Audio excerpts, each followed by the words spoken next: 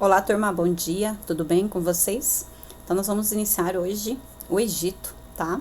Na apostila de vocês tem umas boa parte lá do Egito. Depois eu vou estar colocando na plataforma as páginas, né, certinho para vocês estarem acompanhando também, tá? A princípio, eu quero que vocês façam anotações no caderno, né? Porque nada melhor que a gente anotar. Aí anotando, a gente pratica um pouco a nossa escrita e também, né, tira um pouquinho o nosso cérebro ali do cotidiano, né, do dia a dia ali, tá? Então aí a gente aprende bem mais. Então eu quero que vocês façam esse registro e vocês me encaminhem a foto, tá? Lá na plataforma, lá certinho, para eu estar atribuindo como tarefa feita. Combinado? Então vamos lá. A arte egípcia, então, mais ou menos ali, né, 3.000 anos antes de Cristo é que vai estar, né, inserida esse estilo, né? É uma arte totalmente ligada à religiosidade. Como assim a religiosidade? Tudo é voltado a essa ideia de, não diria uma religião, porque eles eram politeístas, eles acreditavam em vários deuses, mas eles tinham um princípio de que tudo aquilo que foi produzido tinha um único intuito, era o seu pós-vida, né? Eles iriam, digamos assim, esse faraó que vocês estão vendo ali na imagem, esse faraó, quando, né, ele morresse ali e tal, fosse mumificado, ele iria continuar toda essa ideia dele aí, de vida, ele iria continuar, né, depois ali no seu pós-vida. Então, tudo que eles faziam na vida terrena, elas possuíam essa ideia para o seu pós-vida, tá? Também ali, ó, o interior dos templos, bem como as peças ou espaços relacionados com o culto dos mortos, eram artisticamente elaborados, né? Existe uma pirâmide da hierarquia dentro do Egito de que simboliza o faraó como ponto principal, o faraó e a sua nobreza, né, a sua família no caso, e depois no meio ali daquela pirâmide da hierarquia está situado quem? Alguns generais, sacerdotes, escribas, porque o faraó não tinha ele nem queria aprender a escrever, digamos assim, né? Tinha propriamente dito ali uma pessoa que iria fazer essa função, tá? E por último vai entrar quem? Os escravos, os camponeses, né? E os artesãos, que seriam propriamente os artistas, no caso que eles não levavam essa nomenclatura, porque eles eram mero executores, né? Então ali, ó. Então tudo o que eles faziam era em espécie de para ter uma ideia lá no seu pós-vida, quando ele fosse viver novamente ali, ele iria ter essas características da vida terrena, tá? Então, olha, ó, os egípcios acreditavam na imortalidade da alma e que ela poderia sofrer eternamente se caso o corpo fosse profanado. Como assim? O corpo ele tinha que estar muito bem mumificado, muito bem preservado, porque eles acreditavam que se esse corpo não tivesse muito bem preservado, no momento da passagem deles ali, né, eles seriam consumidos, né, não teriam uma passagem direitinho ali, mas a gente vai trabalhar isso no processo de mumificação que semana que vem a gente vai estar trabalhando, combinado?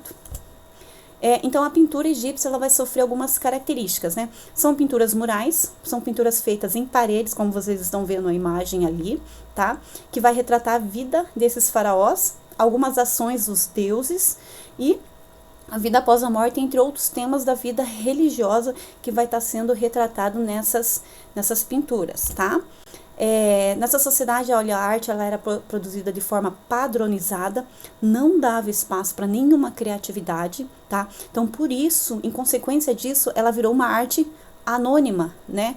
Que não se revela quem era aquela pessoa, aquele artista por detrás daquela obra, tá?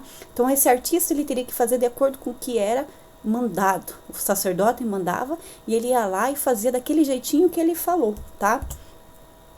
Outra coisa também que aparece, ó, as imagens que possuem, né, um grau, digamos assim, de hierarquia daquela sociedade, ela era vista com uma diferenciação da outra imagem. Ela era vista no padrão maior, digamos assim, ou um passo à frente, né? Então ela vai ter essa forma de hierarquia dentro da pintura também, tá?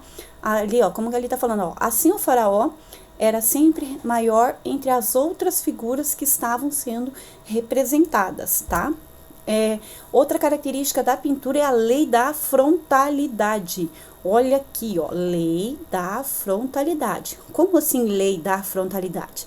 O tórax, o tronco, o olhar voltado para frente e o resto dos membros de perfil, tá? De ladinho, ó. Isso é a lei da frontalidade. A professora tá hoje, ó, meio louca. Lei da frontalidade.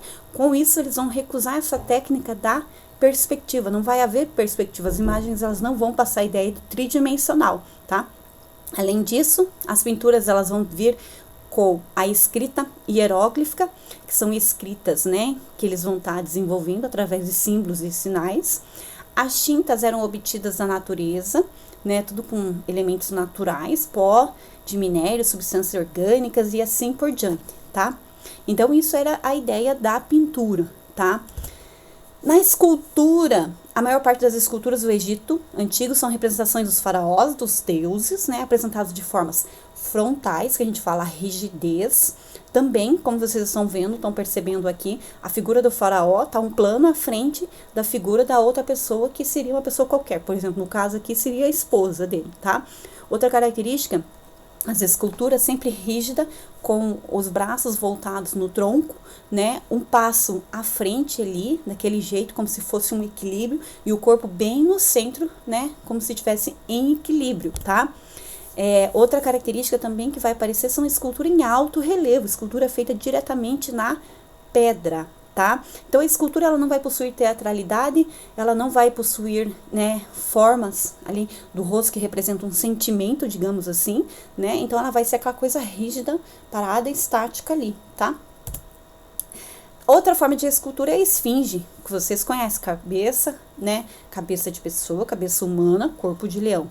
Cabeça humana representa a inteligência, ser pensante, né? Sabedoria. O corpo de leão representa o quê? A força. Então, ela era vista como uma forma de representar ali uma forma de afastar os maus espíritos, né? Então, elas eram colocadas na frente das construções ali das alamedas, dos templos, por exemplo, que simbolizavam. Com exceção a essa, que é aquela que possui 19 metros, né? Essa daí ela teve o nariz, né, quebrado, ninguém sabe ao certo se foi uma guerra ali que ela sofreu, né, um tiro de canhão que quebrou o nariz dela ali, mas ninguém sabe ao certo o que aconteceu com ela, tá? E elas tinham então essa ideia de representação ali, de afastar os maus espíritos, né? Na arquitetura, a gente conhece várias formas de arquitetura egípcia, né? As principais são as pirâmides, né? Que a pirâmide, ela era uma forma de capela mortuária, que ali era enterrado os seus faraós, no caso, e alguns entes queridos, alguém da família, e todos os seus pertences haviam, né, eram inseridos ali. A gente vai estar trabalhando semana que vem na questão da mitologia e da mumificação, tá? Então, os egípcios, eles desenvolveram vários conhecimentos matemáticos, né, para poder construir essa forma de arquitetura, tanto templos quanto palácios, né, eles foram erguidos em homenagem a esses deuses, no caso, e aos faraós, principalmente aos faraós, porque os faraós, eles também ganhavam a simbologia de deuses, tá? Então, eles eram grandiosos e imponentes, pois deviam mostrar todo o poder daquele faraó. Utilizava, sim, mão de obra escrava, né, para esse trabalho pesado, né, é óbvio que sempre vai estar envolvido, e esses blocos de pedra, ela tinha uma técnica que a gente chama, que é proveniente lá da Mesopotâmia, que usa areia, né, barro e também palha.